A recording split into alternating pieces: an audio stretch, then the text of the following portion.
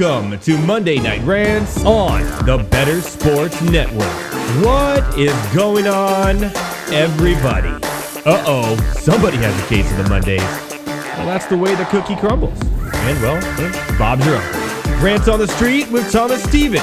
Shout out to my producer, Tyler Heavy T. Soto. Boom.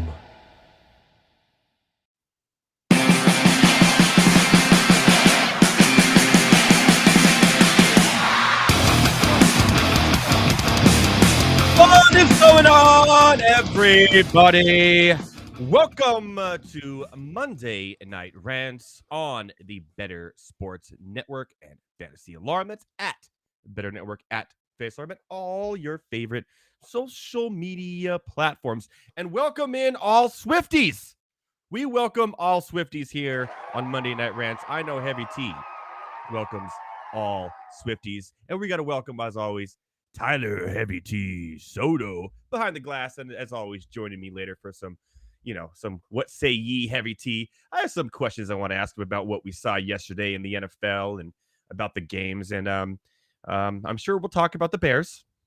Pretty sure. So stay with us because it's going to be enlightening, if you will. And we have not one, but two of the Monday Night Rants guillotine eulogies to give today. Another poor soul has been cut from the field and will no longer be a part of the league going forward. It's been a lot of fun. Like I said, it's been an amazing ride so far. Stressful, but the Guillotine League, I think, is here to stay, and it is an amazing experience. I recommend next year everyone jump on in. Get in while you fit in, that Too Short would say. Well, it's been a lot of fun. I know everyone's having a blast doing it as well. We do have Monday Night Football going on right now. If your favorite color is yellow, then you have enjoyed the game because there's been a ton of penalties. It's been sloppy. We've already seen a Daniel Jones fumble, which resulted in a Geno Smith to DK Metcalf touchdown. So all you Metcalf owners try to chase points for your fantasy leagues or your DraftKings showdown or whatever you're doing tonight. That is 7-0 the Seahawks. Now, I'm not going to lie on this game. I actually saw where the spreads were going, where the public were going, and I just couldn't take the Seahawks. I couldn't. I think it closed at like -1.5 or -2, but I'm like 70% of the public is all over the Seahawks. Everyone picked Seahawks in the pregame, except for Scott Van Pelt, who went the Giants' way, and it's still close, 7-0. So I think the Giants are going to squeak this one out here. They're just going to keep it real close until the end, but it's been a really sloppy game. I did take the under on almost everything, on the points. I just knew this would be a sloppy type game. A lot here to take in when these two teams match up with each other, which seems to be on point here, right? So also, by the way, shout out to Daniel Jones, who 1-12 record in his primetime starts and never won on Monday Night Football. So something had to give, right? Had to give. So there you go. However, the one thing I saw in the Giants' favor is even though the Seahawks have played really good offense throughout the first 3 weeks of the season, their defense have not been good. They've allowed 17 plays of 20 or more yards. That is 31st in the league. So I thought some big play potential here with Hyatt, maybe with getting the passing game going. Hasn't quite gone yet, but there's hope for there. So I did actually take the Giants and the money line going against the public. So hopefully that hits, but the under looks really good right now. So it's a balancing act, if you will. So hope you're enjoying the game and watching me along the way. But while you're watching the game and you're watching me, or you're listening to me while you watch, or you're watching me on a tablet, well, this is on ESPN, and then you have your phone out. Well, you know what the time it is. Bettercast. That's right. I am playing Bettercast right now. I already got some points here, moving up the leaderboard because I'm the one going under on everything, on all the props, like under of rushing yards for Kenneth Walker, under of Breida yards, under of Tyler Lockett yards. So I've been making my picks. A question just came in right there. There's a question. It says, will there be a made field goal in the first half? I'm going to say yes. There will be one. Try to get my 12 points. Enter it, and you see the chat once again, like every Monday, going absolutely bonkers, having a good time, watching my show, playing Bettercast, and of course, the Monday Night Football game. It is literally the generation of multi-screens. I literally have like 4 or 5 screens in front of me right now. It's crazy. This is where we're at. And every Sunday we got NASCAR. By the way, shout out to my boy, Ryan Blaney, for winning at Talladega yesterday. Give him everyone. As we get closer to the championship, I will bring on Matt Sells and talk a little NASCAR betting, because we've been hitting our bets on Grill versus Grill. We had 2 great weeks in a row, so we're going to keep it going. Bring him on as NASCAR comes to a close, which will bring us to basketball. We do have some NBA talk tonight. We have some crazy trades that happened over the last week, so I will be talking about that. It was media day in the NBA today, and there was a few gems that came out of it that Heavy T and myself will also share with you as well. Now, I am, as always, playing bingo. It's for charity. We didn't hit last week. I know. But it's okay, because if I win this week, I'm doubling the amount of winnings for the Alzheimer's walk. That's right. Doubling down if I win. And I really like my lineup tonight. I've already hit a few, so I'm hoping to get that. And that's on Rival Fantasy, by the way, which we do the bingo. They're the only really player in town who has fantasy bingo. And it's the best way to play fantasy because it's bingo. And I freaking love bingo. We had this thing my parents are a member of a country club, and they have a Father's Day thing. It's a giant, there's like stuff for the kids and corn dogs, but they have a bingo, and I'm in there stamping away. You get to win prizes. I love it. Bingo is the greatest thing ever. And I will be going to Vegas in a few weeks, and I will be playing bingo. That's right. I will be the youngest man in the room. But that's joinrival.com/alarm to get up to $200 back match deposit. Plus, your first bingo card is free.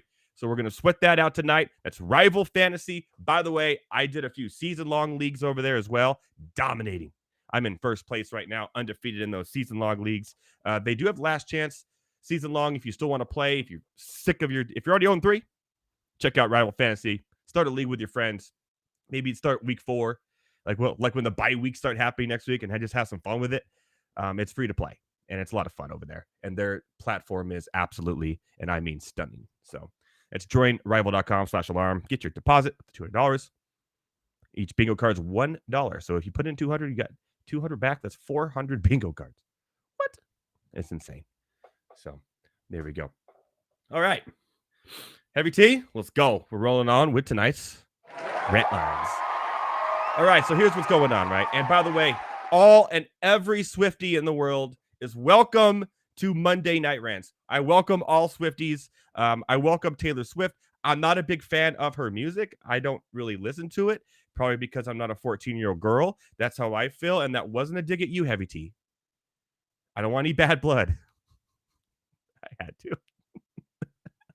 But bring it on, baby. Bring it on.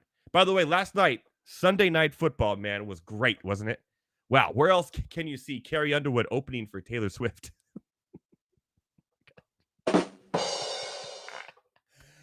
I hate my life. Anyways, Taylor Mania continues. That's right. That's all they could talk about last night. And if you, like me, got tired, and I mean absolutely exhausted, with Chris Collinsworth talking about Taylor Swift, I did put it on mute. I just couldn't with him anymore. First, he was comparing Zach Wilson to Aaron Rodgers. Then he was like, I don't know what Chris Collinsworth was on last night, but he was on something. It was not good. It used to be Joe Buck was my least favorite of all the, announcers. It's Chris Collinsworth. It was unbearable last night every time he spoke. I'm like, please just stop talking. But it ended up being a really good game, despite the fact that everyone only cared about Taylor Swift. And the Jets showed a little bit of something that they haven't showed since week 1. So it was good to see. And it drew 27 million viewers. That is Super Bowl viewership numbers for a week 4 Sunday night game. The Taylor Swift effect is real. Travis Kelce had like double the amount of followers in 24 hours. His jersey sales are going off the charts. And this is all publicity. I still don't think it's real. And Taylor Swift brought in like the entire cast ensemble of what would be her entire wedding party with her. The Blake Lively, Hugh Jackman. I saw Ryan Reynolds, I think. And yeah, and then the girl from Game of Thrones who's divorcing the Jonas brother, she was there. Sophie Turner, yeah, and every three plays, a mention, a check in on the box and see what they're doing. Come the hell on. I hope it ends soon, please. Which it's going to, because knowing Taylor Swift, this is going to be a short-lived fling. It's history, folks. We pick people in fantasy football because of their of analytics and what they've done in the past, right? That's why we chose Christian McCaffrey number 1 this year, or Justin Jefferson, because we know what they can do and what they've done. We're basing everything based on what they've already done. Well, I'm basing this on what Taylor Swift has already done. And in a month from now, she will not be at any Chiefs games, and there's going to be a new song out. And it'll be number 1 on the charts. So there you go. There's my Taylor Swift, Travis Kelce prediction of the night. Hope you enjoy. But anyways, did you know this? Last night, speaking of the game, we'll get back in the actual football now. But again, all Swifties are welcome. Zach Wilson, and this is crazy. This is a real stat. This is absolutely, and I mean insane. Zach Wilson is the only quarterback ever in the history of the world. I know what you're thinking. I'm going to talk bad on Zach Wilson. He's the only quarterback ever in the history of the world to have fewer interceptions, with more completions, more passing yards, and touchdown passes in a game against Patrick Mahomes. That's right. Shout out.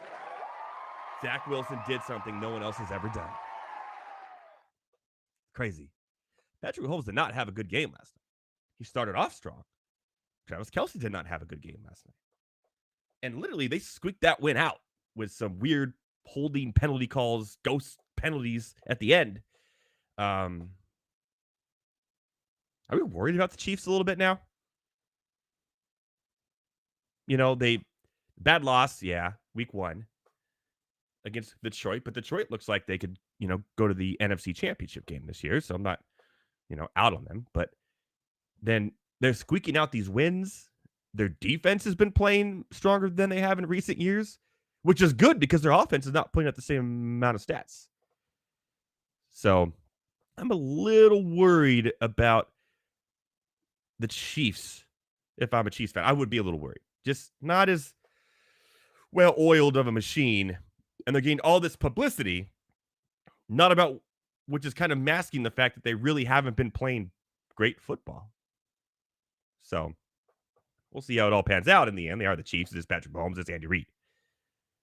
But it is what it is. Okay, I want to talk about this real quick. And they've nicknamed this the Philadelphia Eagles. They call it now the little 1-yard run that's unstoppable, where Jalen Hurts kind of gets behind the center and goes left, and the 3 guys behind him push him, and they get a yard every time, guaranteed. They nickname it the brotherly shove, which is a dad joke in its own.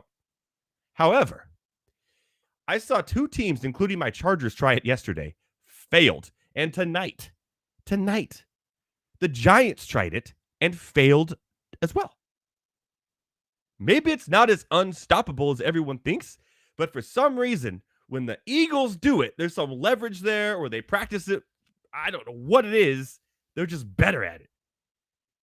When the Eagles do it, it's unstoppable, but I've seen 3 or 4 teams over the last week on 4th and 1 turn the ball over on downs trying to do that play. It's almost like the quarterback doesn't know where to go. Do I go over the center? Do I go in here?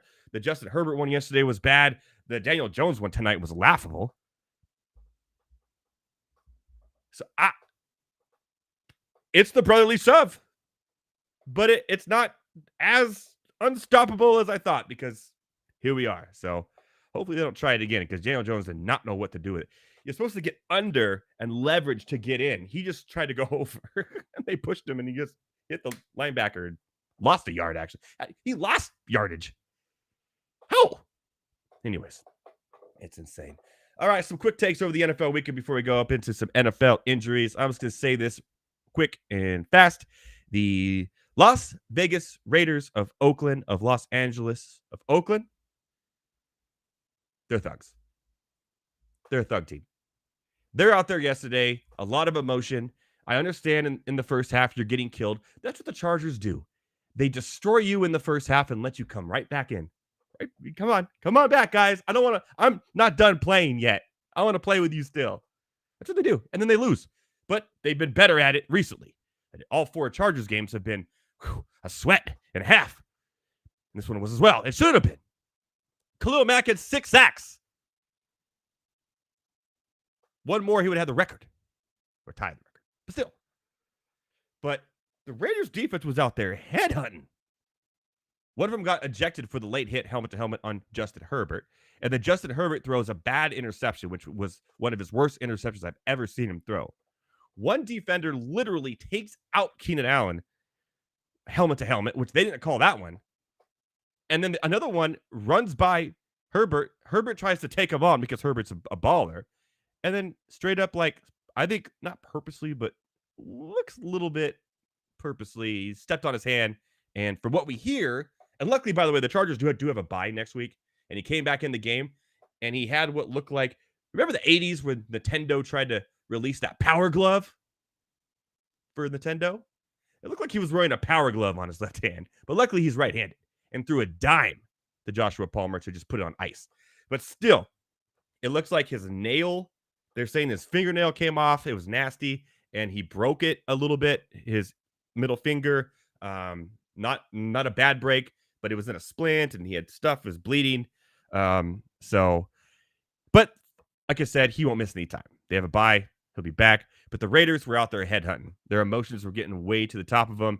Josh McDaniels can't keep his team under control. He just can't. And even after Aiden McConnell literally played for a rookie coming in like that, not even a high prospect rookie, and playing as good as he did to bring their team back, in the press conference afterwards, he was saying, "Oh, he used to work on it." He was just no pride, no nothing from McDaniels. And he also made another dumb decision again. But I don't want to go over Raiders slander because we still got to talk about the Bears later. For the most part, all I saw was a bunch of thugs trying to headhunt and sore losers. But once they got back in the game, it kind of quieted down. So we'll see. The Raiders doing Raiders things, right? Is the Buffalo Bills the best team in the NFL now? One could argue they are. One could argue the San Francisco 49ers. I could argue that the Buffalo Bills are the best team in the AFC. Remember, I have the Bills and the 49ers in the Super Bowl. After losing to the Jets week 1, the Bills the last 3 weeks are the only team to absolutely, and I mean absolutely, obliterate opponents. They crushed the Raiders. Crushed the Commanders, and they're like, well, that's the Raiders or the Commanders. Well, everyone's favorite darlings, the Dolphins, who they had pegged in winning the Super Bowl last week, got crushed by the Bills. Defensively, offensively, special teams, the Bills just straight up dominated that game. They had an answer for everything. They had an answer for Tua. The only person they didn't have an answer for, which no one does, is Achane. I think the Bills are still the best team in the AFC. I wouldn't say NFL because I think the 49ers are the best overall team in the NFL. And there's a question later when I say, what say ye, Heavy T? I really want to ask him about a certain player's chances of winning the MVP. We'll save that for later. So, impressive by the Bills. Really impressive. And the Dolphins, we'll see what happens, but the Bills now have the straight line to win that division and maybe even a first-round bye. Because there's, no more undefeated teams in the AFC. They're the cream of the crop, in my eyes. The Eagles are 4-0. Something is wrong with the Eagles. They're not last year's Eagles. They're squeakily winning games that they should win by a lot.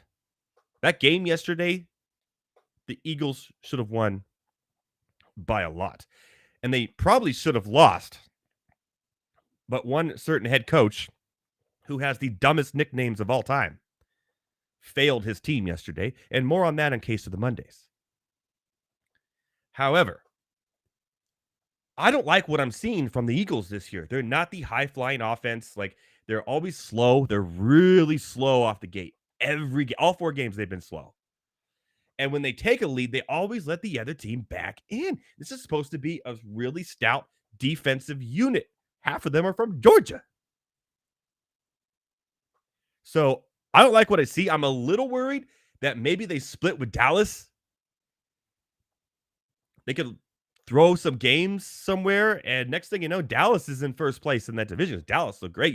Yes, they slipped up against Arizona, but yesterday Dallas looked like the same Dallas team from week 1 and week 2. So I look at it like the Eagles and the Chiefs, the 2 teams last year in the Super Bowl, even though they're winning games, they're not doing it with the same conviction that they did in the past. It's a little scary, and I think a new team this year emerges. I think there's going to be 2 new teams in the Super Bowl this year. Sorry, Chiefs fans. Sorry, Swifties. Welcome, though. There you go. There's something really wrong with the Bengals, and I'm not even going to go there. They need to put Joe Burrow on the IR and get that figured out. They should have done it week 1. If they would have done it week 1, they'd have been, 0-4 at worst? And then he'd be back next week. Well, guess what? They're 1-3. There you go. And now T. Higgins is going to be out. But real rundown of, I'll talk about T. Higgins here shortly. Some big injuries yesterday. Speaking of T. Higgins. Obviously, we talked about Justin Herbert. Watson, surprisingly, missing the game. I'm pretty sure he'll be back. The Dorian Thompson-Robinson thing, it's not going to work out. Hate to tell you. Watson should be back after the bye because they have a week 5 bye as well with the Chargers. Matthew Stafford hurt his hip in the game. That was a great game, by the way. Kyren Williams is the real deal for fantasy. I'm really surprised, but Cam Akers had his shot and blew it again. 2 years now, right? But Kyren Williams is the man there, and more on him later when we talk about surprising fantasy performances, but he's up there. Definitely. But Matthew Stafford should be fine. The Kenny Pickett injury with his knee, not like he was doing anything anyways. In comes Mitch Trubisky, and it just looks like an older Kenny Pickett, if that makes sense. So they say that Kenny Pickett will be okay. He will be back. It was just a bone bruise in his knee. So good news there. We'll talk more on the Steelers and stuff when I have Thomas Stevens on for Rants on the Street after the next break. The Javonte Williams injury was really concerning. This is a guy who has all the talent in the world, just can't stay healthy. He made it to the field. I actually had him in my DFS lineups because I thought he was safe, but as a hip injury, a hip flexor, so he's not expected to miss much time, but he missed the rest of the game, and that was not good. Devontae Adams, he hurt his shoulder. It looked bad, almost like a broken collarbone, but he was able to come back in the game, and it looked like there's nothing to see there because he was great the rest of the game. T. Higgins, we talked about. He is going to miss. It's a rib fracture. He is going to miss a few weeks. So go get your Tyler Boyd shares where you can. Well, that's if, Burrow can throw the ball. This is probably the biggest one and a surprising one. Was Mike Evans has been off to a great start with Baker Mayfield under center. It looks like it is a hamstring injury. He was trying to come back. He was having a solid game before the injury happened in the first half. Now, they also have that bye week in week 5. They're the 3rd team. So that's good news because there's a chance with the extra week that Mike Evans will be back in week 6. So luckily, these injuries that happened are happening to teams who have bye weeks next week, which is crazy. So hopefully they all come back and join the party, if you will, in week 6. Okay, NBA. We're going to talk about some NBA real quick. I still have a lot to do. I know I'm running low on time. But we're going to go. The Dame Lillard trade. Obviously, he was traded to the Bucks. The Blazers got Drew Holiday in return. DeAndre Ayton, who won out of Phoenix. Congratulations, you get to go to Portland. In a 3-team trade. So what do I feel about this? Is this a super team? No, because you lost Drew Holiday, right? So you're still rolling with Dame and Giannis. But Drew Holiday was literally one of the most underappreciated, like, great player no one's talking about over the last few years that I think is crazy. So he obviously goes to Portland. They also got Malcolm Brogdon as well, and they got Tumani Kamara, who will be in the G League. Now, Phoenix, by getting rid of DeAndre Ayton, who, by the way, at media day today, Ayton's great, right? He's playing it like, yeah, this is his opportunity. He's gonna go big. He's gonna go big. But wait till I tell you about the next trade that the Portland did. That kind of ruined their chances. But anyways, Phoenix got Nurkic, which is a great pickup. Grayson Allen, which is Nasir Little, who I like, a great defender, a great off-the-ball defender, and Keon Johnson. So Phoenix is building depth, which what I've been saying since last year. They need that depth. They got it. So kudos to them. And they got rid of their cancer, which was DeAndre Ayton. So there you go. So now we have Drew Holiday here on Portland. In comes the Celtics. Drew Holiday goes to the Celtics. So they get him in the trade, traded right to the Celtics, and they get Malcolm Brogdon, like we talked about, and the biggest pickup right here, Robert Williams III. His nickname is literally, and this is one of the greatest nicknames in all of sports, his nickname is Stat Lord. Because when he plays minutes, he puts up stats, and he's great for fantasy. The problem is he has shoulder injuries all the time. But he's a really, really good player that Portland needs to shore up that backcourt. Now, and he's young still. So now Portland's actually building a young team. They got Dame away, and here's everything they got right here. DeAndre Ayton, Robert Williams, Brogdon, Kamara, and all these picks. A Golden State first round. A 2029, if I'm still around then. First round. 2029, Milwaukee first round. 2028, pick swap, so we'll see what that is, and 30 as well. So these picks won't be relevant for a while, but from losing Dame and getting the guy they wanted in the draft, which I think was one of the best players in the draft, who's literally Dame, a replacement directly. You actually have depth here in the front court, which they really needed the last few years. That's one of the things Dame hated. And ultimately, I think the Blazers won. The Blazers won this trade. They did. And they're going to be a tough, let's got breaking news here. Might not rant, so we'll talk about the NBA. But Drew Lock is in at quarterback for the Seattle Seahawks right now. Not sure why, because obviously I've been giving you the NBA news. But yes, Drew Lock is in at quarterback. I just showed Gino on the sideline. It looked like he was stretching out something. I don't think he's really injured. But yeah, Heavy T, if you know any news about what the injury is, because they just showed him on the sideline like stretching something out, so it didn't look like he's going to be out. But you never know if it's a concussion or anything. But Geno Smith out, Drew Lock in a quarterback in the 7-3 game here. And how funny would it be if Drew Lock comes in, dominates, and takes Smith's job? I said it out loud, didn't I? Well, there you go. As I mentioned, today was media day in NBA, and a few funny things that I saw. The Lakers had their media day, and everyone loves Austin Reeves. His story is great. Austin Reeves' story is absolutely fantastic, but this was the funniest thing I saw today. This is how I feel when I play my career on NBA 2K.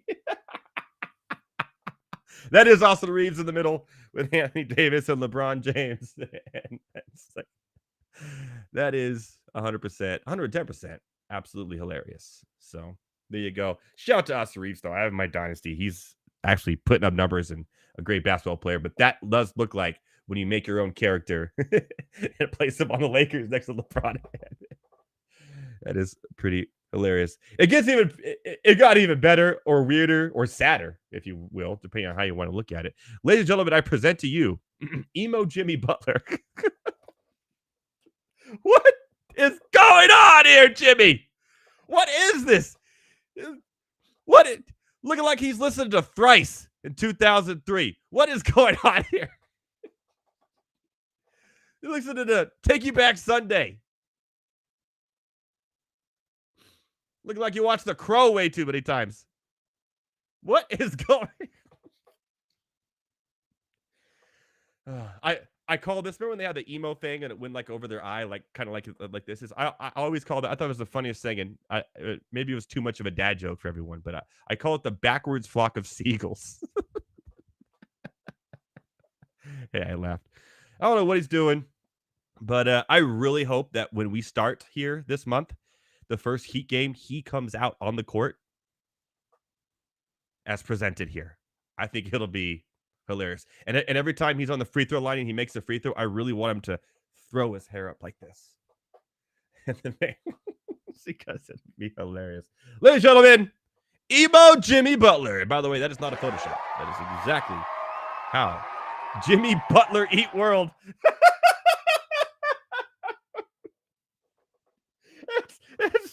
That's an air horn.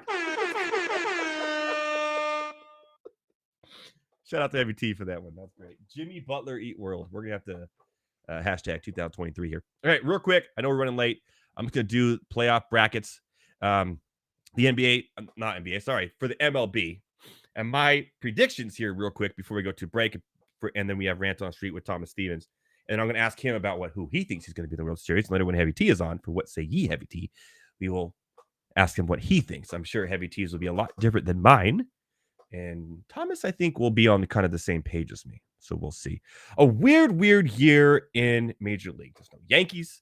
I thought Seattle was sneaking. They did not. Shout out to King Griffey Jr., by the way. Texas is in this. The Twins. The Orioles are overall number 1 seed in the AL, which is insane. I didn't think Miami would have a chance. Milwaukee, but they're going to be without Woodruff. But they have an easier matchup against the Diamondbacks. So the way I look at this is this. I'm going to run through it. I think Heavy T is going to show it here. Okay, here you go. You can do it this way. Cool. All right. I think that the Rays take care of the Rangers, and I think it's not even close. I think it's 2 games. I think they're done. Like, I'm really high on this Rays team. I have been all year. I think that's the way the cookie crumbles there. I like the Blue Jays. I really like the Blue Jays to upset the Twins. I think that's going to happen. I think it's going to be 3 games. It's going to go the distance, and I like the Blue Jays to squeak by. From there, I have to say this. I'm not on the Orioles. They're still really young. Their pitching is not great. They had one of the best closers in baseball. But when I look at just overall lineup depth, pitching, end of rotation, everything you need, I got the Rays. I really have the Rays knocking out the number 1 Orioles. But this won't be the first time you hear from the Orioles. They're just young. I like the Rays. The Astros scare me because they're pitching. They're injured. I do like the Blue Jays offense a lot, but I think this goes 3 as well. But I think the Astros win and goes there. Okay. I got the Rays. I think the Rays are going to the World Series this year. Everyone's excited. The team has been one of the most dominant teams all year. The Astros have been up and down. They almost missed out on the playoffs entirely. And I really think this Rays team is destined to be here in the World Series. However, they're going to lose the World Series to this team. More on that later. No, just kidding. Phillies and Marlins. I'm going to go ahead and put this could actually go either way. The Phillies, Aaron Nola has not been the pitcher we thought he was going to be this year. But Wheeler's been fantastic. But Phillies have the better offense. But Miami just keeps on finding ways to win, surprisingly. However, I think it stops here. I go Phillies. And this one's going to be interesting. No Woodruff for Milwaukee. He's not going to make the series. The offense for Milwaukee is boring. I think Corbin Carroll does some amazing things to show people on the national stage why he's going to win Rookie of the Year, by the way. Why he's the man, and I love him. I'm saying Diamondbacks upset the Brewers. And then we have the Diamondbacks-Dodgers series. Now, this one is also interesting. And it's just the Dodgers have a way to... Well, last year they lost this to the Padres, right? Same type of... It was a 6-1 matchup. Or no, it was 6-2 last year. So will they have the hurt of last year losing to a NL West opponent in this division and not moving on to go play for the NLCS? I don't think so. I think there's motivation there. And like the Orioles, the Diamondbacks aren't quite ready for the stage. I say the Dodgers go through.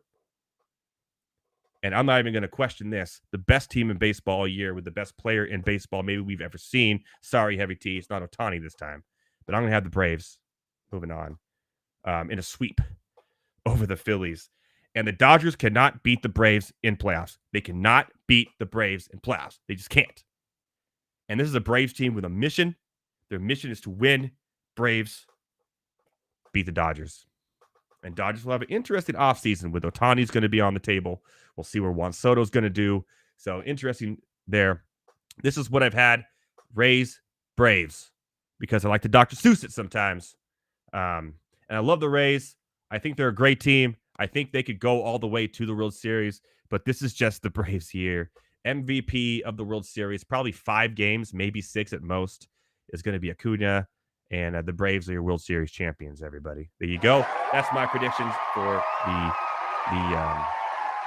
2023 World MLB playoffs. There you go. Yeah, save that thing and let's see how bad I am. No. And we'll see what Thomas Stevens says. I'll ask him who his teams are in the World Series, and I'll ask Heavy T later because it is that time of year. Drew Lock is still in right now, so I'm not sure what's going on with Geno Smith, but not good for my Dynasty 2 quarterback league where I have Geno Smith, and I think I was down by like 20 points. So it's an ankle injury. Okay, so we'll keep an eye on that. Hey, Heavy T, he was not on the cover. He's not on the show cover tonight. I put Kenneth Walker. So it's not a curse. However, every Monday, there's always a big fantasy injury here. All right, that was Rent Lines. That was everything.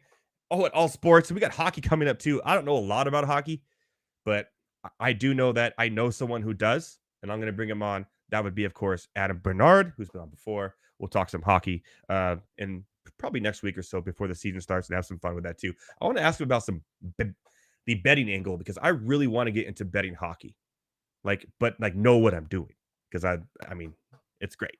Like I like betting sports, but I want to be able to know what I'm doing. So we'll see if he can come on and we'll have some fun with that as well. So after the break, my boy Thomas Stevens is back from the happiest place on earth once again, and we are going to talk 5 questions you asked on Instagram and on TikTok about what's going on. I'm sure there's going to be some NBA now because we are close to the NBA season, some NFL, and maybe some baseball. I don't know. We'll see. I don't know what the questions are. Maybe some UFC. You never know. After the break, Rants on the Street, Thomas Stevens. Boom.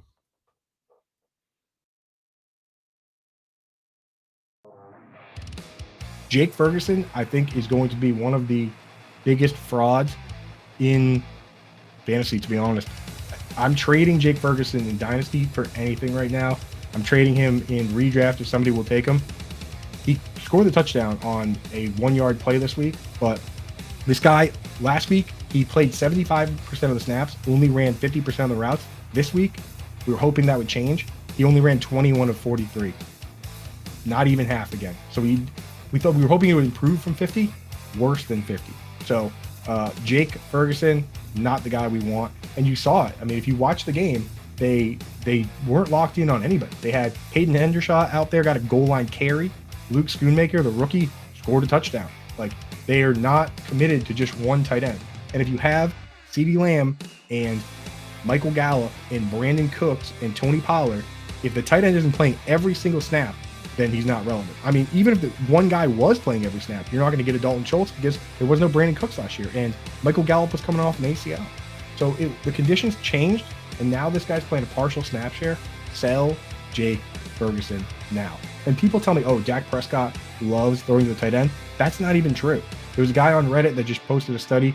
His name is, like, I Call Cats or something like that. Great study, though, that showed that Dak Prescott doesn't target the tight end on an above average level. I mean, CeeDee Lamb got 156 targets last year. 156. And Michael Gallup and Noah Brown combined for 150. So, and the running backs combined for 85. So what is it? Does he love the tight end, but he also loves CeeDee Lamb, and he also loves the other wide receivers, and he also loves the running backs? Or just Kellen Moore just throw the ball a ton? That's what it was, right? So it's like this whole he loves the tight end situation, that's not even true, right? Or he just loves everybody. Maybe he does love the tight end, but clearly he loves CeeDee Lamb. No, like clearly he loves the running backs. So just don't worry about it. Forget about it. Trade Jake Ferguson for whatever you can get right now.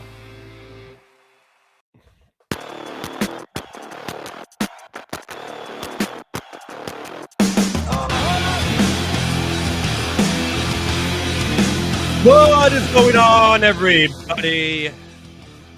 Drew Lock, no problem. A touchdown run by Kenneth Walker, as I said his name, in the game currently. So it's 14-3 Seahawks, and Kenneth Walker has 3 carries for 0 yards, but luckily a touchdown. I know, which everyone was saying that he would be dominant tonight, but I don't know, looking rough here, especially if Geno does not return. But we'll keep an eye on that. And the Giants, if no Geno and Drew Lock, and you can't get into this game, it's over. Anyways, welcome to the show. Welcome back after a week off. Thomas Stevens, what's going on, my friend? Oh, nothing much, man. Yeah. Just chilling, watching sports this weekend. No UFC. Team got dominated. Didn't do too well in DFS, but we've had a good couple weeks of football. So you can't win them all. It was rough. But I'm doing all right. We had a Kenneth Walker anytime touchdown prop. That's shit right now. So that's always nice. And there you go. Got to have that. Like Heavy T said, Phil Nevin got fired, so I will True. put a smile on my face for that. I didn't get a chance to talk about the firings and everything in MLB because I was running late, but I was going to ask Heavy T about that later. But yeah, that's is it a good thing or a bad thing? I mean, I think it's a good thing. Baseball's never. I never like talk too much about baseball because I don't know too much about it. I know Heavy T will probably go into real detail about it, but I think it's a good thing. I never really liked the move in the first place. Our player development is absolutely horrible. The team, they don't get anything better. So I think it's a good thing. You can't get any worse. That's what I think. So speaking of can't get any worse too, besides that, how do you feel about your Pittsburgh Steelers performance yesterday? I have to ask. Kenny Pickett looks like he's going to be okay. It's just he'll be back. But bone bruiser. Literally, it just looked like no chains between him and Mitchell Trubisky. Yeah. And, Mitchell Trubisky is the top 5 Bears quarterback of all time. So there's that. Kind of disappointing. They were in a good spot to strive and yeah, man, they were for sure. I remember I earlier in the week to a couple of my buddies, I was like, I like us against the Texans, man. I think I gave us a little bit too much credit, I think, coming off the win in Vegas, and I thought we were going to be better. Our defense is always solid, and it wasn't. And so that was one of the biggest things. But, for me, the defense is going to break eventually. When they're out there for as long as they are, it's so hard to have a successful game plan when your defense is out there, the whole entire game. And CJ Stroud picked us apart. I forget. I'm completely blanking on what that coach over there is in Houston. DeMeco Ryans out-coached us completely. Props to him. He looks great on that, with that team. And then on the offensive end, it's the same story that we've seen the whole season. I mean, it's just absolutely horrible play calling. Kenny Pickett looks below average. The reads are not there. The offensive line looks horrible. Najee, broke through a couple, and I'm glad to see that because it's huge with the offensive line that we have. But it's disappointing, man. It really is. And it's I don't know. I know, we're such a loyal fan base loyal organization. And, we like to hire within the organization, not really cut people loose. But, I saw a stat today, and it's like, we're the only team since 2021, since he's been hired, that does not have a 400-yard game. I mean, and that blows my mind. That's insane, and when you think of the Pittsburgh Steelers, you think of, old-fashioned football, and that's fine, and it works, and run the ball, stop the run. And since 2021, I've seen none of that, and so it's disappointing, man. And I think, if there's not changes this week, we're going to have a lot of trouble against the Baltimore Ravens prime time or whatever it is. So, yeah, it's going to be rough, but he did come out. Tomlin came out and said that they're making changes. So yeah, so hopefully we'll see what that entails. Yeah. But it needs to be something. Yeah, it's got to. Anything is better than nothing because they looked really great in the preseason, their first string offense. And then all of a sudden they just laid a straight, just falls apart for sure. Yeah, Robin laid an egg. The Batmobile lost his wheel and the Joker's on his way. So there you go. That's an old classic for everyone out there. I will say, I think that is a later question we have. So we should talk about fear. Okay. Sorry. Sure. Okay. Just remember that. All right. Well, let's get on with it then. Rants on the street. Yeah, let's do it. Let's do it. Give me 1 second. All right. We're all NFL except for we do have one NBA question. I saved it for the last. So we know Fair. coming back up. We'll use it. Number one, the world wants to know what happens with Puka Nacua once Cooper Kupp returns. I think Puka will be fine. I mean, he's putting up gaudy numbers as it is. You can't expect that every week. Uh-huh. We got a trade question. We'll get into that, Jack, after I answer this question. Puka is still going to put up numbers. He's still going to get 5-6 receptions at least. I think it's the Tutu Atwells, the Van Jeffersons that kind of go away. Mm-hmm. And then what we're looking at, remember, this is a Rams offense who lived, and you were taking 2 receivers for this team, top 20. Mm-hmm. With Robert Woods was at his prime. Like you were doing that. Mm-hmm. So there's no reason why they can't do it again.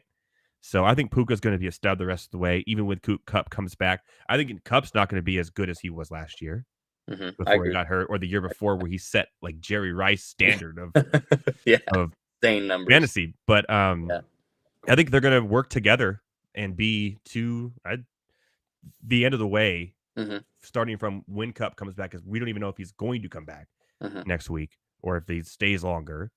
But I think the rest of the way, you got to look at 2 players will be in the top, I'd say 15 of fantasy production going forward.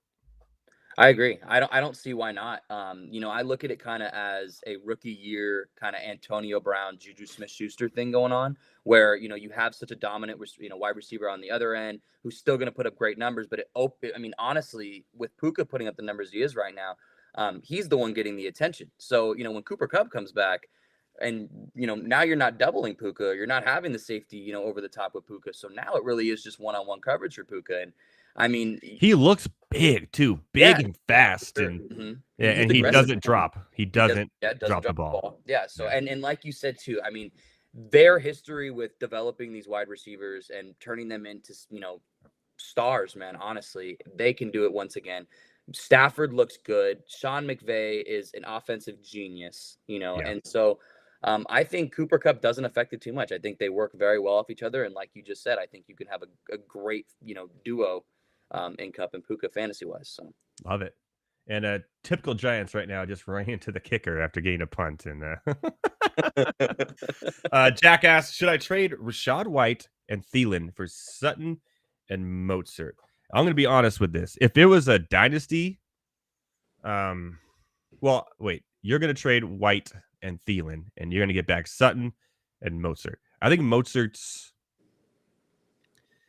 not going to be, and we saw it this week already, that he will not be, Achane will be the number one there soon. And you're going to lose production. And Mostert's never played a single season all the way through. He's always hurt. It's only a matter of time. And he is explosive, and he is up there in TD production so far.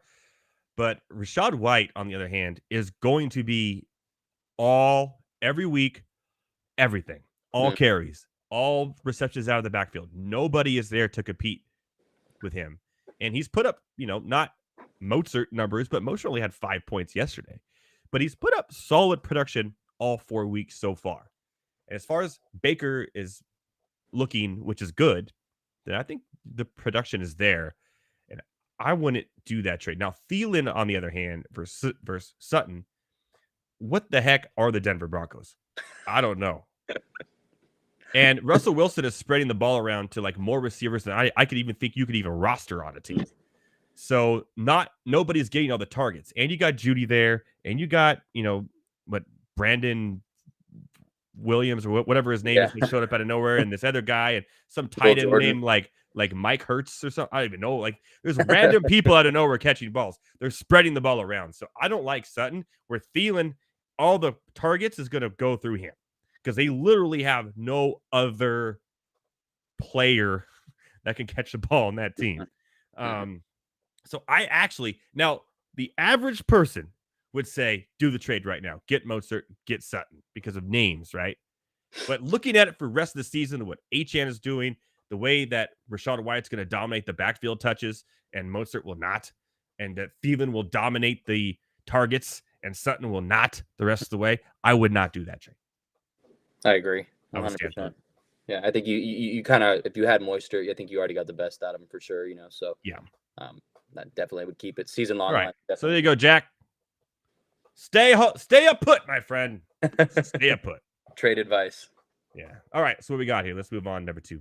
Number 2, I'm gonna kind of switch around 3 and 4 so we can kind of stay in the same game and be similar. But number 2, I touched on it a tiny bit when you asked me, but CJ Stroud, man, the real deal in your eyes. Any more questions or anything like that? What else do I have to say? I've been saying it since. I mean, do I have to say anything else? If you're new to the show, totally before the draft, I said before the draft that CJ Stroud is the best quarterback in this draft. He'll end up having the best NFL career, and here we are. And it looks like, to be honest, it's going to go Stroud, Richardson, Bryce Young, which is a little surprising. Yeah. I don't want to put McConnell or O'Connell in the mix. And by the way, his mustache is awful. He needs to shave that thing. I hate to say this, Thomas, but he looks like if you try to grow a mustache. Yeah, right. Just one right here. Just a big one, nothing else. God, he goes out in public like that? Ooh. Yeah, no, I don't decide. His wife's got to tell him something. Khalil Mack saw that mustache and he took it personally. Yeah, he said, I'm getting 5. 6. 6, yeah. 6. 1 for each inch of that thing. I was about to say, it's funny. God. Anyways, yeah. No, CJ Stroud's the real deal, man. Yeah. I love Ryans as a coach. I love Nico Collins. I've been high on him. Yep. And it's only a matter of time before that team is turned around. So, and it's just happening sooner, which is great. Yeah. Because during free agency, you're going to get players that actually want to go over there and play. And then that's all they need is they need offensive line for sure. But even with the terrible offensive line, Carolina's a terrible offensive line, but he's just showing that he is the more poised, the better quarterback. And I think CJ Stroud, and all said and done, will be the best quarterback from this draft. And 100%. So there's no, as of right now, where we are in the season, there's no competition. There's no doubt. I mean, you watch the other quarterbacks play, right? And Anthony Richardson is right now probably better than what Bryce Young's doing. But Richardson also has the rushing ability, so the numbers get a little bit better, and the system I think, a little bit better. Blah blah blah blah. But what CJ Stroud is doing right now, I mean, he doesn't look like a rookie. I mean, nope. I didn't watch the Jacksonville game, so I'm not, I don't want to talk about that game, but they won that game, You were early enough for Toy Story? Heck no. I did watch a little TikTok video on it though. It looked pretty cool. But no, I mean, the game, against me, the man was sitting in the pocket. You have elite pass rushers rushing you against an injured O-line, and to see a rookie quarterback really have that much poise it's always scary, man. So Tank Dell, Nico Collins, Dalton Schultz is there at tight end. Robert Woods is, Damian Pierce in the backfield, Singletary in the backfield. They're good, man. And they're, like you said, I think, they have a lot of money available. What they do this offseason is going to be very interesting. And it's not a good division. Yeah, it's very easy to steal the division for the next couple of years, regardless of what happens to the draft or offseason, whatever, but 100% could steal the division. So CJ Stroud, real deal. And, props to you because, I remember multiple times you saying that he will be the real deal. So definitely props to you. What do I give myself a round of applause? There we go. I feel like I don't ever hear that button for you, man. So okay, that for once it's for me. I get the cheer. First Monday Night Rants ever. We'll give you the button. What else we got? Number 4, we're just gonna stay. Like I said, we kind of already touched on it, so it's hard. But we'll be. I already gave mine, so I think you'll just give yours. What needs to happen this week in Pittsburgh, man? What do you need to change? They need to win at the line of scrimmage on both sides of the ball. That's what they're not doing. They're getting behind too easily, too early, and not be able to establish that run game that should be really good. And I'm going to be honest, not having Deontay Johnson has really hurt them. Absolutely. Yeah. No route running. The defensive side of the ball, I don't know what's going on there, but they're at least not getting blown out to a point where they're giving up a ton of points, but they're just not playing with that normal grit that you see a Pittsburgh defense play with. So I think what needs to happen is just an old-fashioned, it's an old-fashioned coach to player whoop ass. I'm talking run upstairs, Rocky the hell out of them, show them that, hey, the reason why they're beating us because we don't have grit. We don't have that energy, which I don't see any energy out of this team at all. So, I mean, And if they could just win at the line of scrimmage and have more energy, I think they'll be fine. But it's just, Mhm. it's like an old fashioned coach, whoosh, like, let's go. Like, Mhm. that's what they need. And Mike Tomlin's the guy to do that. I don't think he could just sit around and let this happen again, right? Yeah, no, It's- 100% not. So we see that they can be good, but we've seen way too much bad and just not winning in the trenches. They're Mhm. not winning the trench battles. They're Mhm. not allowing, like, Najee Harris or Warren can't even get 2 yards without Mhm. getting hit.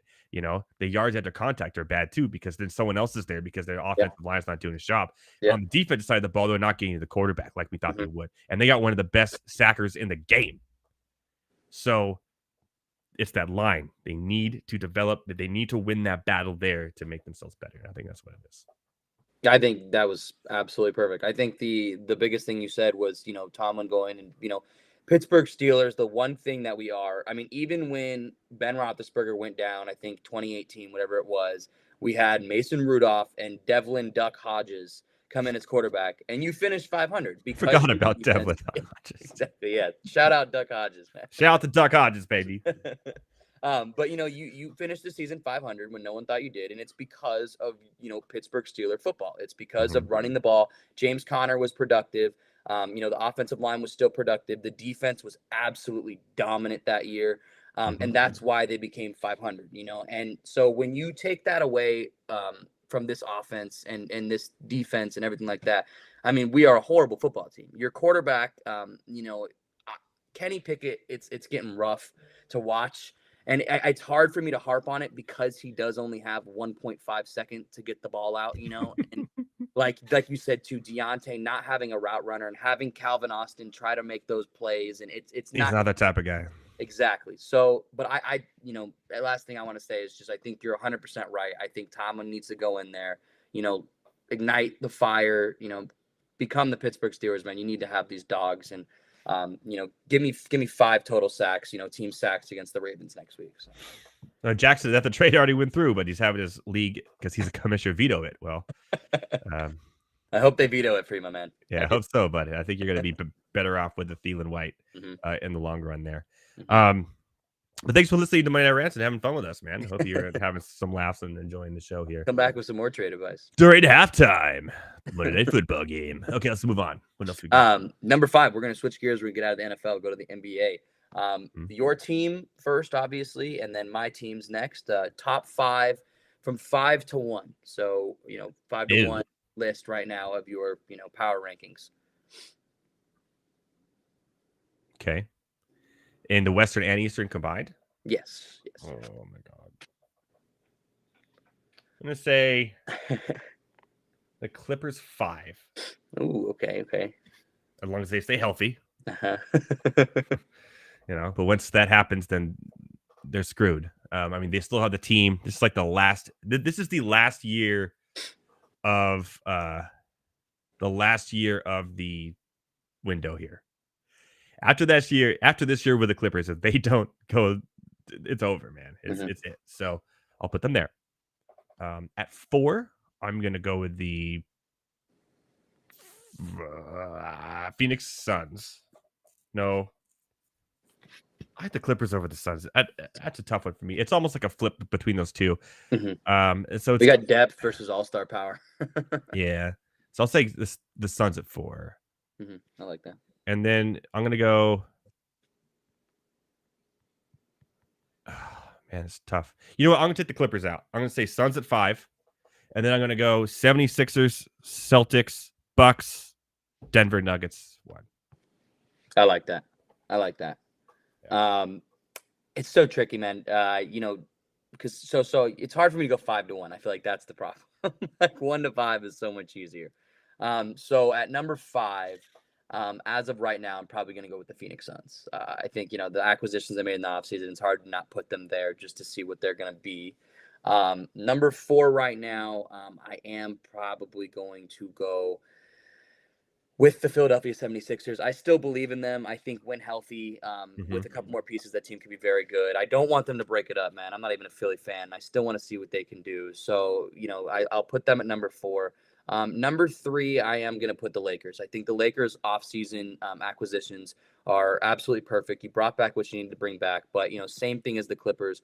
This all is fully healthy.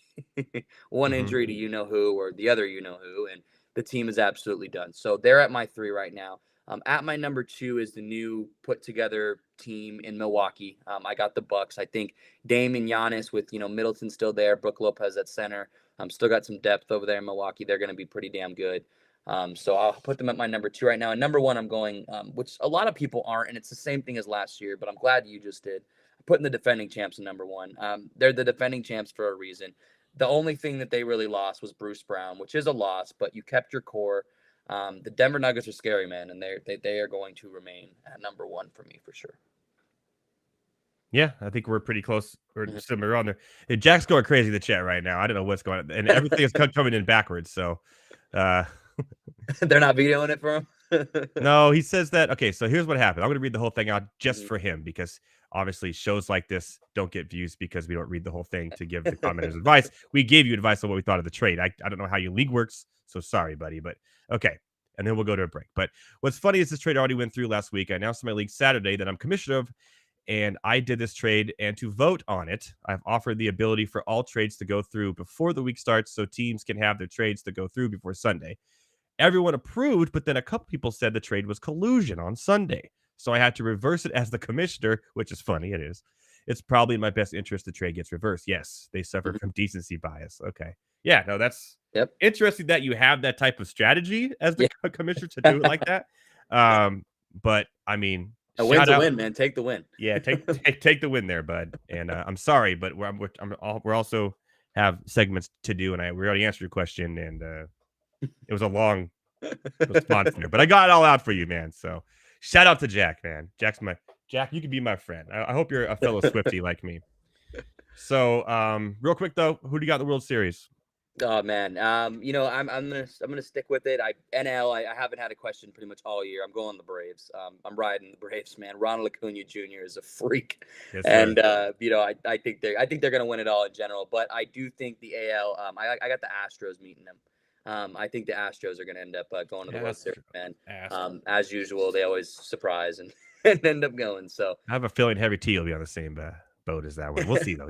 He always likes to pull those little random hot takes out, and he may have the Arizona Diamondbacks in there for some reason. I don't know. We'll see. I will say though, I heard you say it, and I do want to make a comment on it. I am not a believer in the Orioles at all. They're going to be there. A couple years future. Yeah, 100%. They're just not ready for this spotlight quite yet. Yeah. So give me the Rays. Yep, going further to them for sure. So definitely. So you got the Houston and the Braves. You have the Braves win the whole thing, obviously. Yes, right? Sir. Yes, sir. Okay. Well, shout out to the questions and everybody who asked them today. I'm going to go ahead. I'm going to give the. What are we thinking? I'm going to go with. I'm going with the Puka question because that's a really good question. I like that. Yeah, for sure. And then I would like to, Jack, if you'd like a Monday Night Rants hoodie, go ahead and email me at mondaynighrants@gmail.com and I'll send one your way, buddy. Okay. I will send one your way, Jack. Jack, if you ever got any questions, man, send it. My Instagram is the tag right here at Better Thomas. If you ever want and at Better Thomas will read your questions, and feel free also. There's a call-in link to actually call in. Heavy T will meet you at the gate and let you in, and we can discuss this. Heavy T is the gate. This novel of a question you got here. So, all right, man. Well, we'll talk soon, my friend. We'll see you next week. All right, man. I hope you enjoy the rest of the game. And I think he's gone. I think he bowed out. It's funny. All right, man. Okay. I'll talk to you later. All right, buddy. Love you, man. We'll talk soon. Later. Rants on the Street is always fun. All right. After the break, Geno Smith is back on the field after halftime for the third quarter, 14-3. The Seahawks over the Giants. The Giants need to do something, and quickly. So we'll see how that rolls. After the break, we're talking a little AP college football. I dominated. Heavy T and we talked college football last week. We hit most of our bets. It was a great week. Well, I hit my Colorado bet. He got close to his, but we'll explain that after the break. So after the break, AP Top 25, what we like, what we don't like, and a look into betting for next week and more on Monday Night Rants. Boom.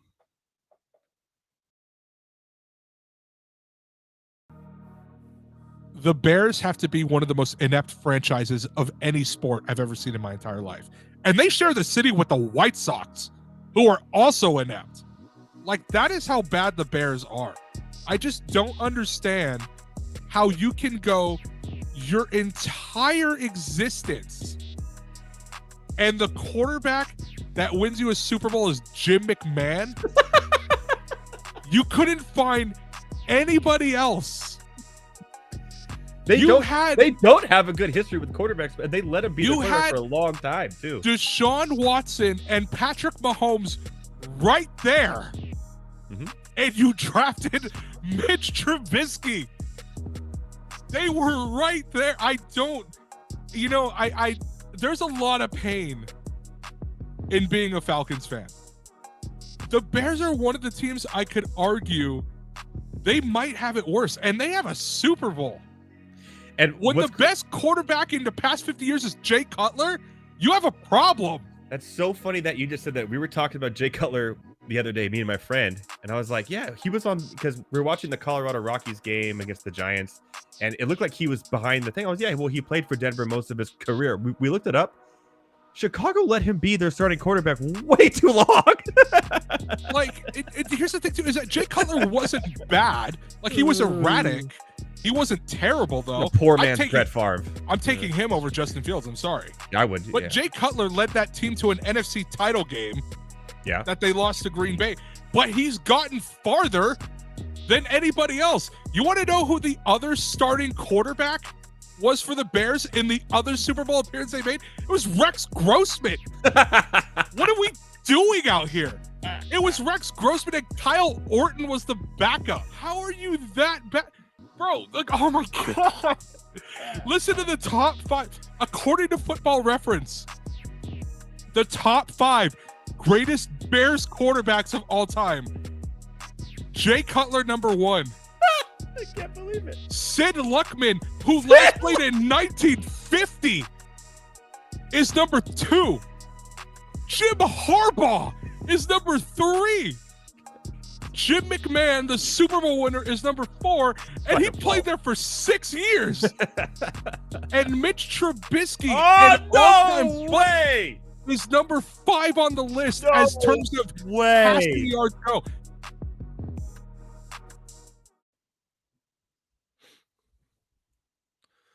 What is going on, everybody? Welcome back to Monday Night Rants. So much Mitch Trubisky talk tonight. I don't know what's going on there for sure, but we are back, and so is Geno Smith with a beautiful throw over the top to Tyler Lockett. First down. Oh, looks like it was a penalty maybe or something, but nope, still a first down. Yeah, the Giants not looking good, so my prediction could falter. But you know what predictions did not falter? Almost every week here is our college football predictions. I think Heavy T and myself have been nailing them. I'm at almost a 70% against the spread rate so far as we hit week 6 coming up. So been doing really good here. I said Colorado would cover. Not Heavy T said they would win. I said they would cover. They did. They covered. My lock of the week, which I hate saying that word, but my favorite one was the South Carolina Tennessee. It was close, and the Tennessee kind of ran away with land, so I didn't win that one. But man, I hit on everything else really on Saturday, and I'm looking forward to this Saturday as well. Some big matches we'll talk about. Before we get to that, we'll get into the top 25 rankings here. What I like, what I don't like. A lot of movement here. Again, but the same team is just moving up and down. So it's very, very interesting. And this next week, as we get into conference play, is going to really show where we are, or where these teams are really, towards a national title. And Georgia really squeaking out a win against Auburn. I thought they were going to lose that game. Did not look good. And that was their first real test. They didn't have many capable opponents, if you will, the first 5 weeks of the season. 4 weeks of the season. But then Auburn gave them all they can handle. And I'm not sold on Georgia as I once was. Yes, they have the longest winning streak in the nation. But I'm not really sold on them as I was last year.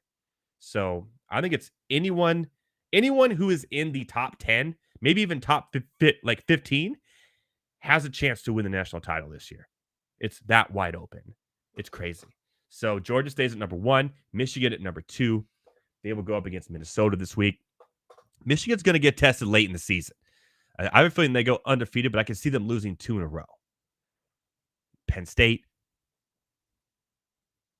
the game. I don't know why they call it the game. It's a game. Why is it the game? Isn't every game the game? Yeah. Anyways, Michigan, number 2. Texas, number 3, staying put. And Ohio State at that 4th spot. Ohio State's not even that impressive anyways. This week, they have a big matchup against Maryland, who I think Maryland's going to give fits. More on that in a little bit.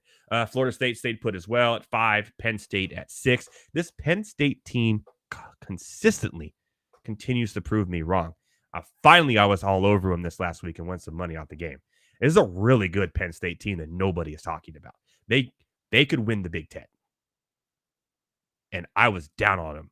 But watching the games, watching them play, seeing it with my eyes, this team is well-balanced, defensive, offensive, special teams. They're really good in the trenches. And I have a feeling this Penn State team can go really far, and they may get some national attention finally, even though they've been like in the top 10 all year, but like of the Ohio States, of the Michigans in the world here relatively shortly. They do play UMass this week, so not this week, but coming up. Washington has moved. Oh, they're at 7 still. I think Washington is the best team in the Pac-12. Oregon moved over USC because obviously Oregon dominated Colorado. USC struggled against Colorado late in that game. Oregon's now 8, USC 9. Something has to give there. Oregon has to go through a gauntlet where they are going to play. They have a bye next week. Then they play Washington, then USC. So these 3 right here in this jumbled area are going to figure each other out here in a couple of weeks. And I like this Oregon team. I think Washington and Oregon are the class of the Pac-12 this year. They are finally, I think we're finally trying. Yes, they've been the best conference, but I think they're the best 2 all-around teams. And the Oregon defense is playing lights out as well. So I look for Oregon and Washington to probably be in the Pac-12 championship. But it's Caleb Williams and USC. But as Heavy T has said how many times, the defense is awful. How do you let Colorado come back into that game when you're dominating the first half to even have a chance to win it? Because your defense sucks. Shout out to Heavy T on that one. Their defense is terrible. Caleb Williams can't do everything. He can't play defense too. So there you go. Notre Dame moves up a spot. They go up against newly number 25 Louisville this next week, which will be a great game. Notre Dame just constantly gets these games each week where they're not dominating, but they just find a way to win. So we'll see how it all, ends up. But Notre Dame, Louisville will be an interesting game. Louisville, top 25. I'm not sold on them to be top 25. I'll explain who I think should be in that 25 spot later. But there you go. Alabama moved up a spot. Again, yes, they finally showed some offense a little bit, but I'm still worried. And they got a really tough game next week, which I am all over. At College Station against Texas A&M. I am all over Texas A&M in this game. All over. 100% all over. So we'll talk about that. Oklahoma moves up 2, and they got the biggest game of the weekend, the Red River Rivalry, which is right, against Texas. I think this game could actually go either way. Obviously, a lot of the money is probably going to go on Texas. But I'm willing to put the money on Oklahoma to upset Texas in Texas. This rivalry game has always been bananas. It's always close. It's always high scoring. And it's always back and forth every year for the last 10 years. I could see Oklahoma upsetting Texas in Texas, the Red Rival. Shootout on Saturday. Washington State moves up 3, 4-0. Look impressive. However, UCLA, who just got knocked out of the top 25, host Washington State next week, and UCLA is actually a favorite over number 13 Washington State. I think a lot of people are going to be taking Washington State in this game just because they're ranked, just because they see it on paper. I think UCLA wins this game at home against Washington State and gets back into the top 25 next week. North Carolina, 4-0, moved up a spot. They play a tough Syracuse team at home next week. I think North Carolina should pull it out. Oregon State looked impressive against Utah, right? On paper. However, let me feed you my baby birds. Utah was on their 3rd string quarterback, missing their top 2 tight ends, their top 2 running backs, some offensive linemen. I don't know where Rising is or what's going on with his injury, but he's not ready. But they're going to lose themselves out with injuries. And I don't see Utah being a factor in 3 weeks if Rising does not come back, and I mean soon. I know they have a game against Cal, at home against Cal, which should be a winnable game, even with your third stringers in there. But Utah has issues, injury-wise, that I don't think they could recover from now. Remember, they should have lost to Baylor, close games, with all these guys that are coming in for their starters. I don't think Utah's going to be a factor anymore. And I think Cal, I'm not saying they're going to upset, but I may be willing to put money on the California side of the ball in this game. Ole Miss, a big win. A week late, though. Jesus, they could have beat Alabama. But a good dominant win there. They have a good game against Arkansas. I say Arkansas, people. It's Kansas and Arkansas. Okay? Right? My wife says she got me a duvet. I said, what's that? Oh, a dovet? I don't know what's going on right now, but what's going on? Heavy T says he wants to fight me on the Red Rival game. I kind of want to fight him on that too. So let's bring it. Heavy T, come on in. Let's talk about the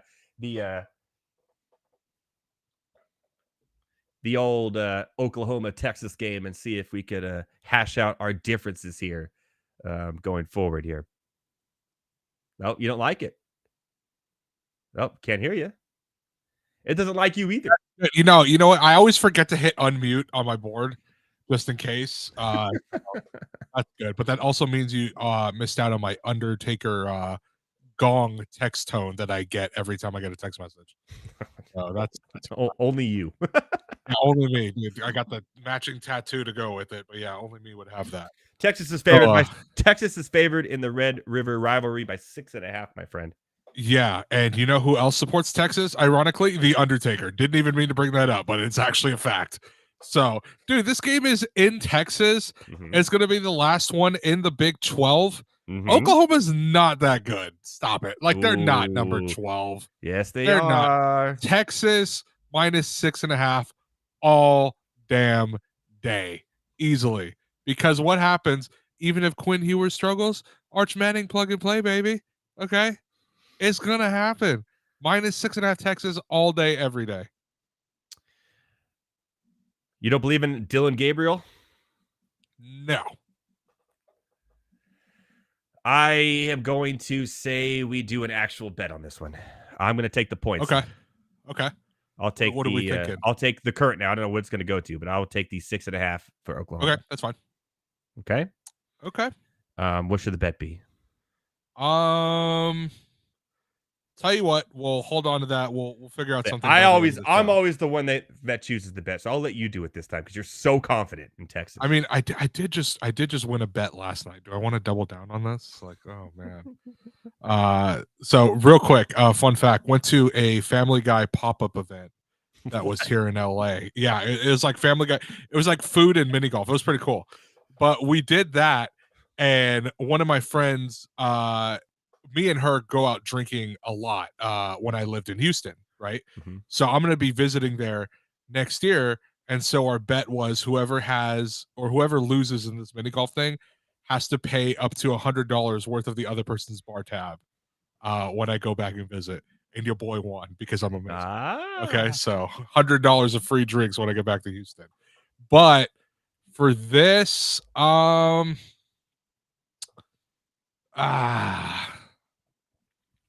say we make it. I say we make it a dress-up contest. You know what? Okay, that's fine. That's fine. Okay. This is what we'll do. So, if you win, I will figure out. Or if I win, I will figure out what your costume will be. I'll get back to you on that. And if you win, I get to choose what you get to wear. Or you can have me dress up in what I'm actually already going to be wearing at a costume party on Saturday. What is it? It's a 90s party, so I'll give you a hint that is 90s wrestler themed. The Undertaker. It's actually not. It's actually not the Undertaker. So Okay. it's not the Undertaker. Sting. It's not. I can't do the face paint. No, it's not Sting. By the way, one of my favorite all-time gifs is when Sting takes off the mask of Sting and it's just Sting underneath. Yeah. Classic. Yeah. I don't even like wrestling. I don't even watch wrestling, and I love that movie. Oh, that's such a good one. Yeah. But okay, I think a dress-up one is appropriate. I like that. Okay. Oh, I think I know what I might have you do. If you lose, you get to recreate the Vince Wilfork look from Hard Knocks. No way. The overalls and the cowboy hat, no shirt underneath, baby. Let's go. I do have a cowboy hat. I'm not surprised. So you go out and find some overalls, no shirt underneath, and that's you for the entire show. I would make you get the boots, but nobody can see your feet, so that doesn't really matter. I do have boots too. Oh my god. Okay, well we'll get a full picture out there for the gram if you lose. Okay. I don't have overalls though. I don't rock the. Yeah, you'll have to go out and shop for those. Okay, I was thinking of just buying you a 80 for Brady jersey and having you wear it. That could work too. I'd be fine with that. I'll tell you what, I can do that. That's fine. No, let me figure something else out. I think we can have more fun with it than that. I think that's getting kind of played out. I want something new. I think we're gonna surprise people here. I have a really good idea. Okay, yeah, we'll think about it. 6.5 now. It's gonna change. I got Oklahoma. You got Texas. Yes, correct. And I have an upset as well. What's your upset of the week?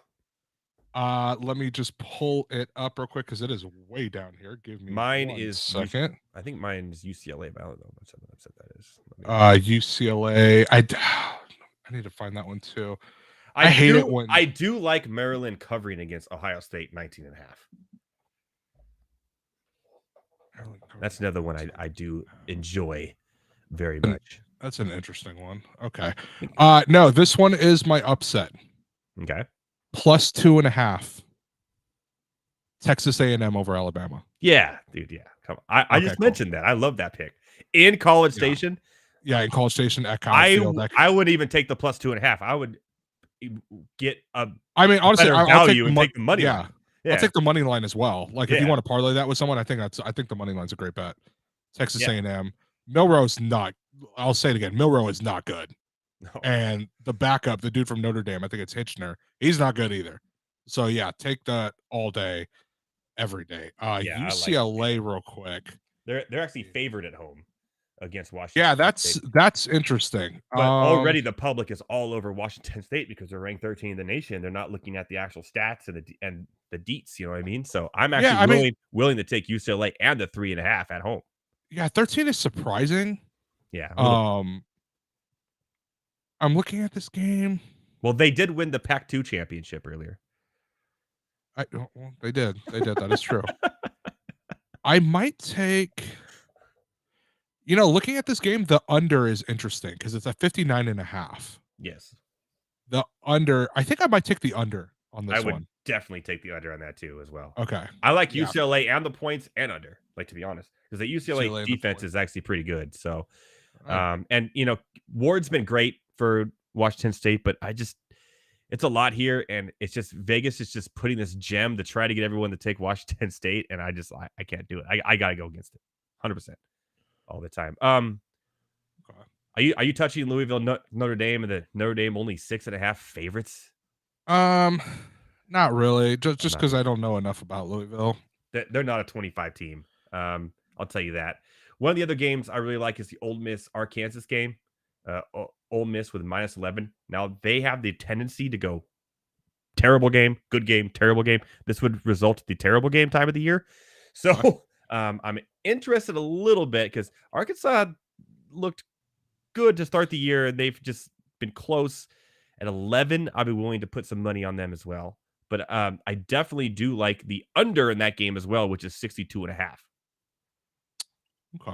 Okay. I'm going to give you one last one. Okay. It's a little bit on the spicy side. Ooh, I like spicy. I'm going to take Kentucky plus 14.5. Ooh, I was just looking at that too. You're going to take the Kentucky, huh? I'll take the Kentucky points plus 14.5. Georgia's not playing well right now. They've nearly lost twice One of those being at home with that first half at South Carolina, or against South Carolina. So yeah, I'll take Kentucky plus 14.5. I think that's a good bet. I would be intrigued by that as well, actually, to tell you the truth. This is the time of year where you could get some really good lines in your favor, especially with underdogs, especially when conference play starts to happen, because you don't really know how these teams play each other yet, or within conference. So this is like the juiciest time of year. A reason why we did so well last weekend, Heavy T. Yeah, we've actually we've done pretty well, and like I know you gave me props for it earlier, but I'll say it again. USC's defense is not good, people. It is not good. Colorado had no business winning that game. They or even coming close to that game. Now, I will admit, Caleb Williams threw an awful interception. That was his only interception of the game. But that USC defense can't stop anything. Anything at all. Nothing. So, yeah. I mean, especially once they get a lead. It's like, what? Well, we can lay back a little bit. Jesus. Yeah, it's just, what are you guys doing, man? And like, I'm fine with them falling back to number 9. They're not a top 5 team. They're not a good team. And like, their offense is great. Their defense is horrid. I think Washington and Oregon are the two best teams in the Pac-12. I think that's a guarantee. Yeah. After they play Arizona, which is, looking at my calendar, this weekend. Yes. After they play Arizona, 4 of the next 5 opponents are all ranked. Notre Dame 10, Utah 18, Washington 7, Oregon 8. And then Oregon's they're losing both, though. They are losing. USC is losing at least 2 of those games, guaranteed. I can see they're losing at least 2 of those. I can see it. I do want to say so. I do want to give a shout out to a game I think is going to be one of the best games of the weekend, and that's the number 24 Fresno State and Wyoming game. Remember, Wyoming upset Texas Tech earlier. They're 4-1. They've been playing really good. I have a feeling this is going to be a really good football game. Fresno State's favored on the road, -5.5. Fresno State never plays well in Wyoming, and I live in Fresno. But I would be willing to know Fresno State, and I'm sure Fresno State will probably, because they're ranked, have the public. I don't have public numbers quite yet. To take Wyoming at the 5.5. Okay. At home. That. And really, I think Louisville at 25. The last thing I do want to say is I do think that A&M should be in the top 25. And they will be after this week, because they should be the team that's in the 25 spot. Yeah, after they beat Alabama, A&M they'll get there. And why is LSU still here? They're 3-2.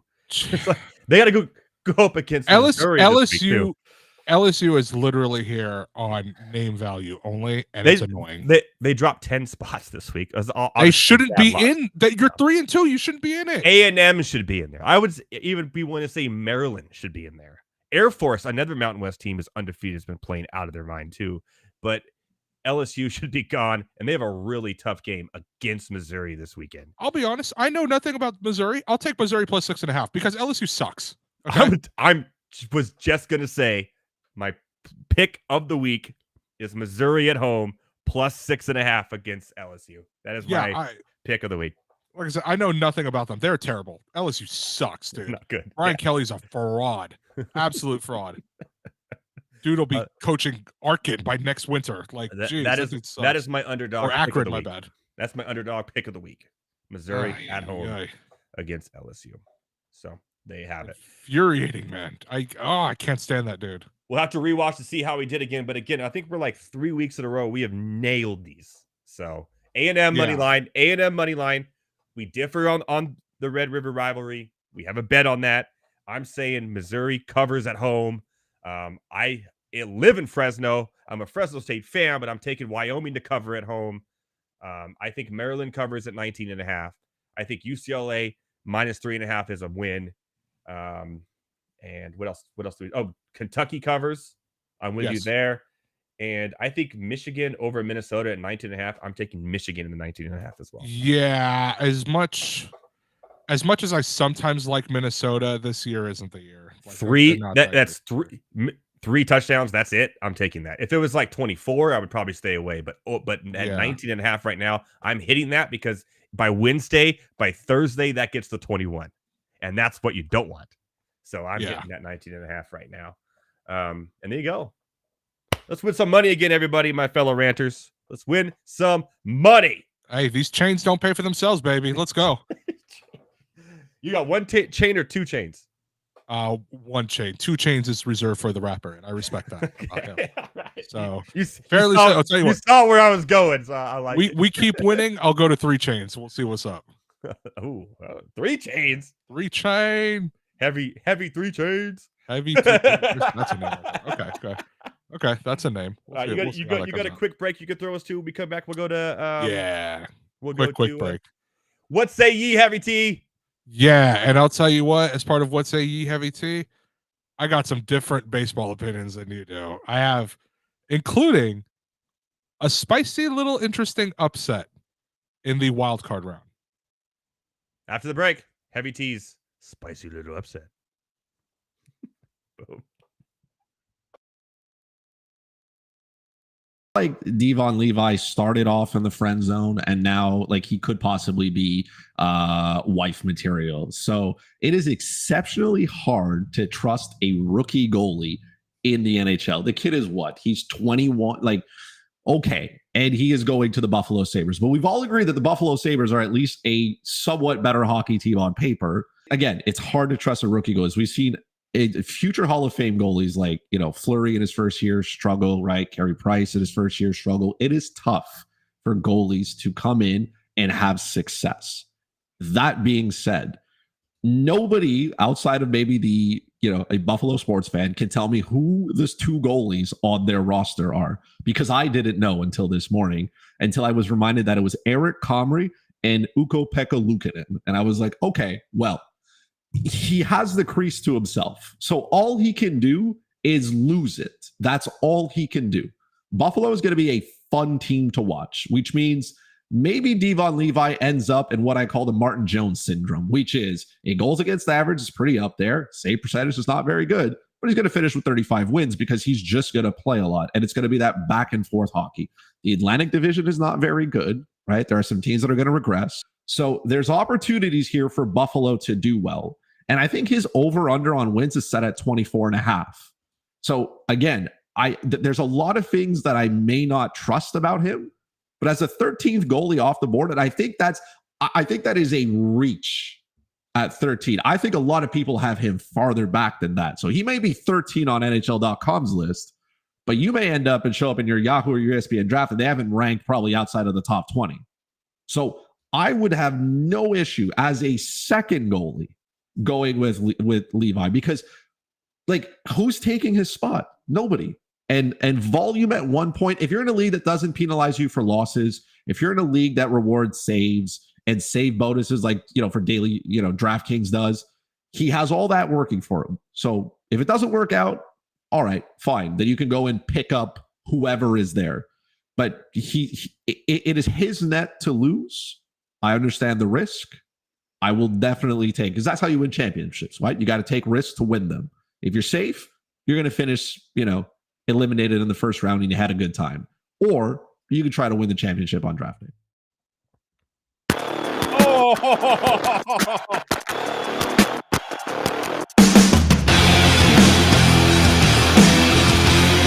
And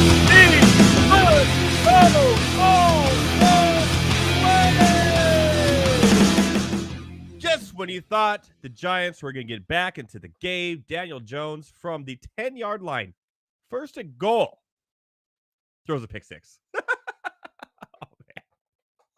And the Giants are them. They're not good.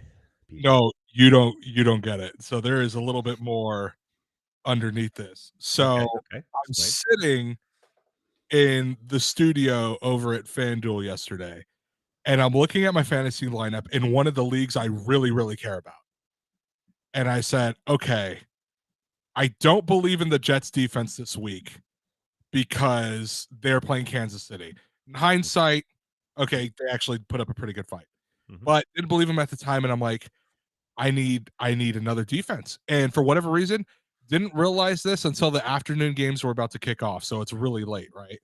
Seattle. I'm looking, I'm like, Seattle is right there. Maybe Seattle is right there. Yeah. So I took out the Jets because when I had the Jets in, I was projected to lose by 3. Mm-hmm. Took out the Jets, put in Seattle. All of a sudden, I'm projected to win by 5. Seattle in my fantasy league has 28.3 points. Oh man. I am flying high right now, dude. Does Daniel Jones make the rest of the season as a starter for the Giants? He sucks. And but yeah, no, he's kind of in a tough place because besides Darren Waller, he has no receivers. Well, Robinson's back. He was a great receiver until he got hurt last year. And he started the game off really nice today. Doesn't really affect me. Like that whole team, their receiving core is bottom 5 maybe in the league. Yeah. Well, after Wandell, you got Slayton, but Slayton's been quietly like that guy that's been decent, but he hasn't done anything this year. And normally he steps up. And Paris Campbell, it's not. Yeah, it's not looking good for the Giants going forward. I'll tell you that. Look, two things. Number one, when I think of who has the worst receiving core in the league, it's Carolina, and then New York is right after. And Coop just called you a genius. So thank you, Coop. Thank you. Thank you. I am I'm an effing genius. All right, that's the way it is. That's number one. And number two, I completely forgot what I was going to say at this moment. So you don't care anymore. You got called a genius by the tight end whisperer himself. Exactly. Which, hey, you know what? Credit where it's due. I have to call Coop a genius as well because he was hyping up this one dude the entire offseason. I ended up taking this one dude in 7 out of the 9 leagues I'm in. Sam Laporta is a baller. Oh, dude. baller. That dude is a baller. And I took him with like the last pick in almost all of my drafts. And now everybody's like, how did you know about this dude? I'm like, Andrew Cooper knows what's up. The Coop Dog. Can I call him that? Nah. Coop Dog? Is that a name? He's probably going to hate that. Yeah, probably. It's okay. So good. And you know what? I'm watching the replay of the interception right now. Witherspoon might be him, bro. Like, he is good. He is a damn good corner. And he made for being the oldest coach in the NFL, Pete Carroll still has some wheels. Yeah. And now that I mentioned Daniel Jones' name, I remember the other thing I was going to say. They just paid him. Like, they just gave him all that money, and he absolutely sucks. Like, there's no way he finishes out that contract in New York. Absolutely no way. Not chance. Like, they got to figure out very quickly what to do with him, and they could let him go. And I hate bringing this up because I would really like this guy to be in Atlanta because Desmond Ridder is also not him. I don't know if that was a question you had for me, but Desmond Ridder sucks. He's going to go. I was not going to bring that up because I wanted a happy heavy tea tonight. Yeah, Desmond Ridder's got to go. But I have my eyes on 2 quarterbacks for next season. Okay. One is currently in college. The other is going to be a free agent. Not named Caleb Williams. Not named Caleb Williams because we're not going to be that bad. Or Drake May. So the first one, which is the NFL option, which is what the Giants should honestly look at too. Kirk Cousins is going to be a free agent. Yeah, I like that. I mean, that's a very interesting option because he's slinging it. Mm-hmm. And he can still do it. And he might get traded from Minnesota, honestly. I could see that happening. He gets traded for like a third, maybe a third that could turn into a second, something like that. I could see him moving. Someone who needs it. Like the Jets could probably. Oh, if Zach Wilson would have done horrible last night, the Jets definitely probably could have used him. He likes Coop Dog. All right. All right. Cool. So we can keep that in. Okay. Oh, man. So Kirk Cousins is an option. I would love Cousins in Atlanta. Mm-hmm. And yes, we are all geniuses, the whole family. Coop Dog. The FA family. That's right. So, yeah. The other one I'm interested who's in college. I'm interested in this too because college is my thing. It's very interesting to see if he comes out. I really like Shedeur Sanders. No. I really like Shedeur Sanders. But and here's the other thing too. He'll stay one more year. See, that's the thing. It really counts on if he comes out or not. I think if he counts, he's probably a mid to late first round pick, which I'm fine with because I think that's where Atlanta's going to be. So that's number one. But number two, it makes perfect sense because who did Dad get drafted by? Atlanta back in '89.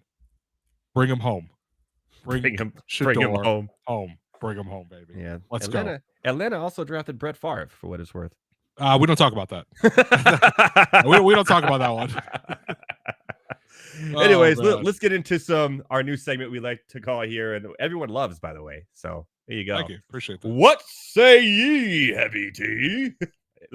I need to get like a fake skull and like maybe like a what scroll. Say ye, Heavy T? Yeah, I need you in a jester's hat just saying like hear ye, or something like that. Like hear ye, what say ye, Heavy T? This reminds me of like the Simpsons and Homer as the town crier. Like the Exactly. Yeah, something like that. Needs to be something like that. All right, Heavy T, let's run through your baseball as quick as we can because we do got we got a lot to do still in the show. So we talked about it. We got mine earlier. We did Thomas Stevens while he was on, and now we're going to run through yours. And I want your little nugget who you think is going to be in the World Series. You said you got a sleeper pick here, so let's go. Yeah, so the first one, I'm picking the Rays. Rangers limped into that postseason. Yes, sir. All they had to do was win 2 games, and the AL West is yours. They lost 3 of 4 to Seattle, who in their own right was fighting for a playoff spot. But then the one game they win, they celebrate a little too hard, and they don't even score a run the next game. They lose to Seattle 1-0. Meanwhile, Houston wins, and because this is going to be like their 8th or 7th year in a row making it to the playoffs, they got this. They got the bye, the 2 seed. Well, not only did that, how did they celebrate? They had a small little champagne toast where each guy had a glass of champagne. They basically said, we're not done. Meanwhile, Texas splattering champagne like it's free water just all over the clubhouse. Probably drank a little too much and couldn't even score a run. Kind of like the Padres last year after beating the Dodgers and not showing up against the Phillies. Exactly. In a game that didn't even mean anything to Seattle, and Seattle scored 1, Texas couldn't even put up 1, and now Houston has a division. And now instead of getting much needed rest, now you have to not only not be at home, but you have to go to Tampa and play the Rays. So yeah, you're tough. Picking Tampa for that. Okay. This one is pretty easy. Not big on the Twins at all. Blue Jays, it's too much power right there. So there's your ALDS. NL wild card. I agree with you. The Brewers, no, that's 92 and 70 is incredibly misleading. No Woodruff. No Woodruff. Now, don't get me wrong. They have a great pitching staff. They can't hit. They are not a good hitting team. Arizona all the way. Their best player on offense is Willy Adames. Like that's exactly. Like trust me, I have to fill in these stats over at FanDuel. I know how good the Brewers are. They are not that good. Okay, they are not good. This is the interesting one. I'm going to go Marlins. Okay, I was kind of a flip on that one as well. I can see the Marlins pulling it off. I just went. I actually did look this up. So I believe the stats were they played 13 games against each other. The Marlins were 7-6 against the Phillies this season, but they were 4-2 in Philadelphia. They actually played very well in Philadelphia. And that for me right there was kind of the deciding factor. Probably because Philadelphia has a hitter's ballpark and their ballpark stinks. Yeah, their ballpark is definitely more of a pitcher's ballpark, but do not be mistaken by Miami. They got some dudes that can rake. They do. Jorge Soler can rake. Jake Berger can rake. Jazz Chisholm, he can get guys in. They have a very good team. Not good enough to beat the Braves, which is why I'm putting the Braves in the NLCS. But good enough to actually. They don't have Acuna and Olsen, and they don't have Acuna, Olsen, Murphy, or a guy with the mustache named Strider. Okay, don't have any of that. So I will pick the Braves to move on to the NLCS, but I will pick the Marlins to beat the Phillies and get into the DS. Okay. Now, looking at the bottom right here, I agree with you. Diamondbacks are good. They're not there just yet. They're good, but they're not there yet. So I'm going to go with the Dodgers. So we're even there, except you have the Marlins. Except the Marlins pick, correct? Yes. Now this is where we also disagree. I bet. No, I got Baltimore. You're doing it, Baltimore huh? Going to the CS. You're doing it. Okay. I got Baltimore going to the CS. I think Baltimore. I'm very concerned about how Tampa started extremely hot, and then they were kind of like, during the rest of the season. They were okay. Well, they lost Glass now for a while. They got him back. So I don't know. I just experience team wise, Orioles, they're just not there yet for me. But I could see them winning. Trust me. But just I gotta go with what I see and what I know. So here's the other thing about these two. I'm a firm believer that, especially when it comes to baseball, home field advantage really, really matters. Okay. And between these two teams, These fans don't care. These fans rock. Okay. These fans got a bird bath. These guys got a stingray in a pool, and that thing killed Steve Irwin. So we can't have that. All right. So we're just going to go Orioles over here in the ALCS. This one, I will admit, this is interesting. Toronto is good. Houston has been very hurt this year, and they've also been very streaky. Mm-hmm. But I think this solely comes down to playoff experience, and the fact that Houston did trade to get Verlander back does help a lot. Mm-hmm. I'm going to say this one actually goes the full 5, but Houston pulls it out, goes to the ALCS for a 7th straight year. Okay. No arguments there. We have 3 of the 4 together. This one's kind of a no-brainer. Yeah. These dudes played in September at Dodger Stadium. The Dodgers got absolutely slapped around. Now, I will say this. The Dodgers cannot beat the Braves in the playoffs. It just does not. I will say this. I think it goes 6. I think it goes a little bit longer than everybody thinks. Mm-hmm. I think Atlanta pulls it off, so I'll put them in the World Series right here. But I think the Dodgers make it a little bit closer than everybody thinks. I'm going to say the Braves do win it in 6, but the games are tight, especially towards the end. I think it's fair. I'll say 5 of the 6 end within 2 runs of each other. Fair. Okay. This one is also interesting. I want to see where you go here. I'm going to be. You got to speed it up a little bit, but I'm going to see where you go here. I'm going to be honest with you. This is a coin toss. It really is. Baltimore is very good. They are a very good team. That lineup doesn't really have a weakness. But you know who else doesn't have a weakness? Those dudes. When they are on, they are absolutely on. If they have one weakness this season, it's probably that Jeremy Pena has definitely had a sophomore slump. But I'm going to say this one goes 7. Houston ekes it out. Okay. Barely ekes it out, but it goes 7. Mm-hmm. This one, we're going to get a rematch of 2021.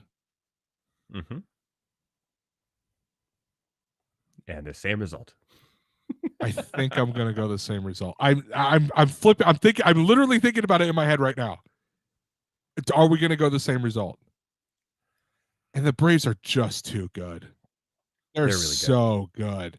And it's hard to see any team beating the Braves in a 7-game series. Like, it's really hard. Now, it could definitely happen, because that's what we were all saying about those Braves teams in the 90s, so it can definitely happen. Mm-hmm. But right now, I mean, Acuna is having a historic season. Now, don't put the Astros to bed just yet, because Kyle Tucker, on the other hand, I'm going to be dead honest with you. If it wasn't for Shohei Ohtani, Kyle Tucker would be AL MVP, hands down. He is that good. He had a great season, finished 1 homer shy of 30-30. He is really good. You still have Yordan, you still have Jose, but the pitching is a little suspect, and I think Atlanta's pitching is a little bit more. Due to injuries. They lost all their good pitchers to season-long injuries that killed them. I'm going to say Atlanta takes it. All right. And I'm going to say they do it. I'm going to say they do it again in 6. I'm going to say again. Okay. I think, you know how like that trend where like on College Game Day, where they're like, oh, we all the same team. Like, I want to change that graphic. One of us should have picked someone beside the Braves, but they're just too good to not. Like, yeah, I mean, you could do your hot take. You could say, oh, maybe the Astros or maybe the Dodgers finally get their win against the Braves in the postseason, but the Braves are just so good all the way around. It's just hard to go. I'll be honest. I'll be honest. If the Dodgers end up beating the Braves in the NLCS, I would not be surprised, because since that I would not be surprised either. Since that September matchup, the Dodgers bullpen has finally kind of shown up and started to actually close out games. Their starters are going to be the question mark, because Urias decided to be an idiot at whatever that stadium was. I can't remember what the name of it is now, but BMO over there in LA during the Messi game decided to be stupid.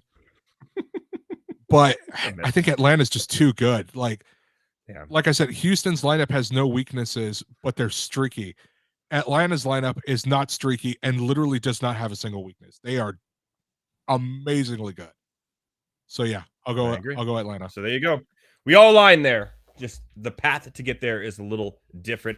Andrew Cooper wants to know who's winning the NASCAR race on Sunday. Well, my boy Ryan Blaney won yesterday, so he ain't winning. Is Jimmy Johnson still a thing? No. Oh, okay. Looking at it though from an early, and it's also the end of the playoff to see who makes the top 8.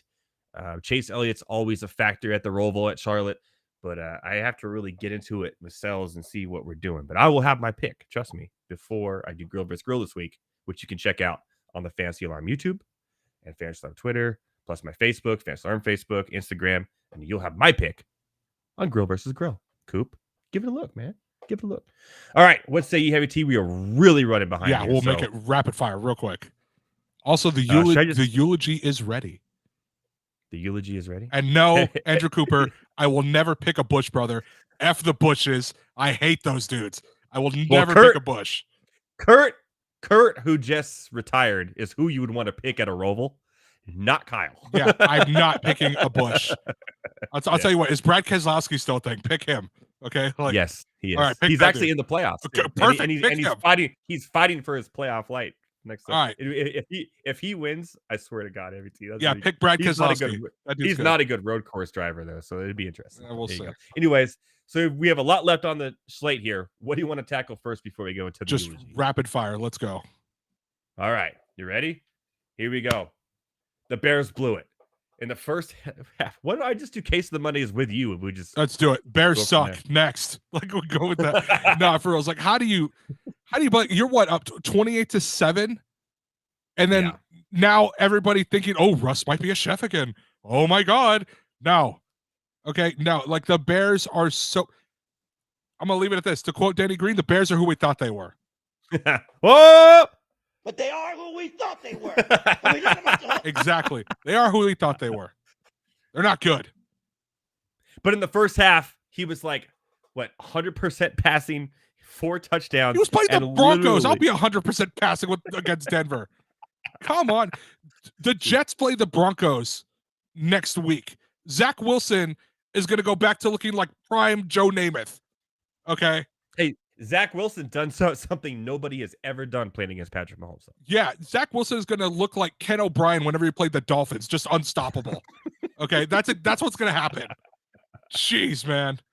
All right, let's do this. Justin Fields had the world in the first half saying he's back. This is good. This is what we wanted. DJ Moore crushed for your fantasy teams unless you did not start him like me and started Zay Flowers instead.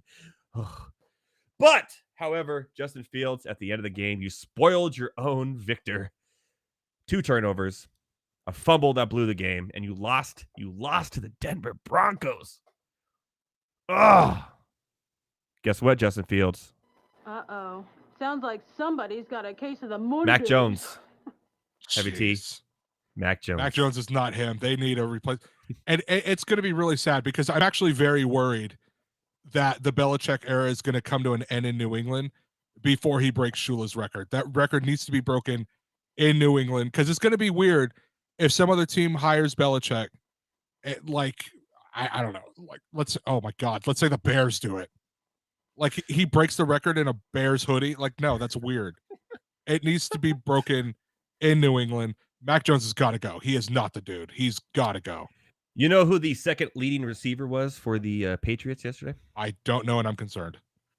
Deron Bland! Who is that? Shout out to Fresno State, the cornerback who picked off 2 of his passes because only Hunter Henry had more receptions than Deron Bland. And to make it worse, he got benched, straight up benched. Yeah, for Zappy. And then Belichick came out and said that there was no reason for him to stay in the game, which I get. They were getting killed. So he said it's not a performance issue. I think it's a performance issue, Bill. Don't lie to me. Mac Jones and the Patriots are last in the league. 71% of their drives. 71% of the drives for the Patriots have ended in a punt or a turnover. That's disgusting. Mac Jones, Bill Belichick. Uh-oh. Sounds like somebody's got a case of the Mondays. All right, this one's going to be fun. I am done with Riverboat Ron Rivera. He is not Riverboat. One time in his life, he gambled on something and got this nickname, Riverboat Ron.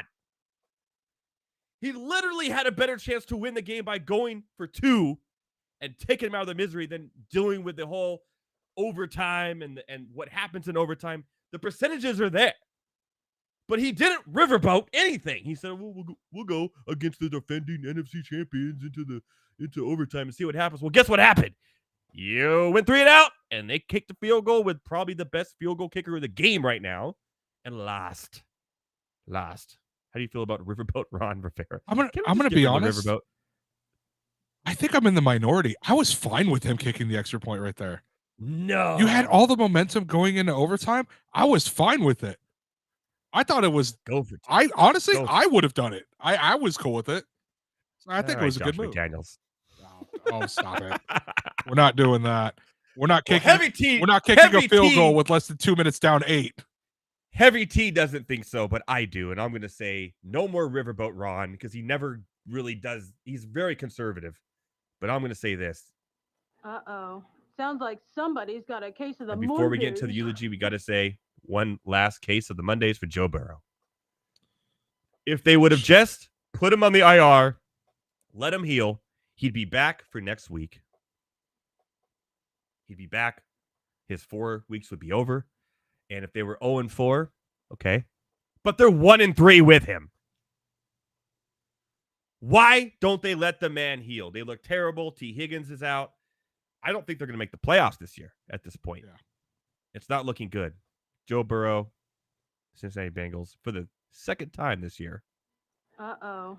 Sounds like somebody's Right. got a case of the I'm Mondays. gonna- I think I'm going to be honest when it comes to Joe Burrow. I took him in one of the leagues I care about. I took him in either the 5th or the 6th round. And some people might think I'm crazy. I think I'm going to drop him. I picked up Kirk Cousins as a backup.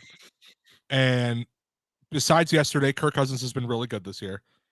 And I'm looking at, I'm like, Joe's just not it this year. And I'm looking at the waiver wire. CJ Stroud is right there on the waiver wire.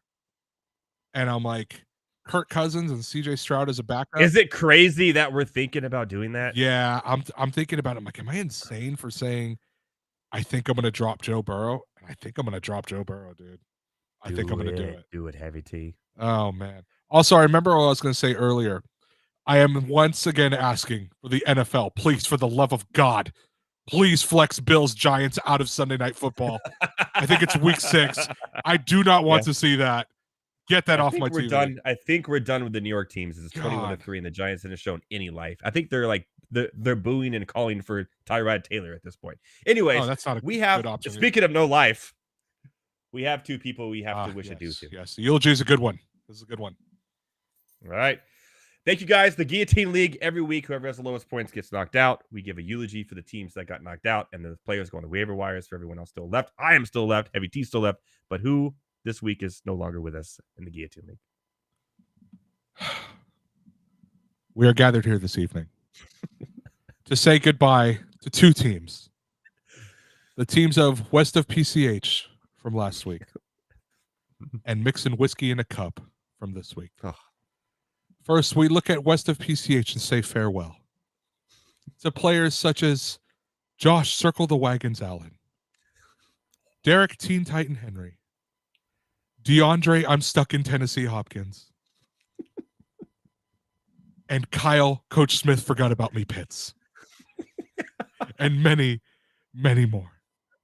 It should be noted that all of these players have found new homes via the waiver wire. Except for Russell Wilson, because everyone is concerned he will cook the bench and set it ablaze. It's true.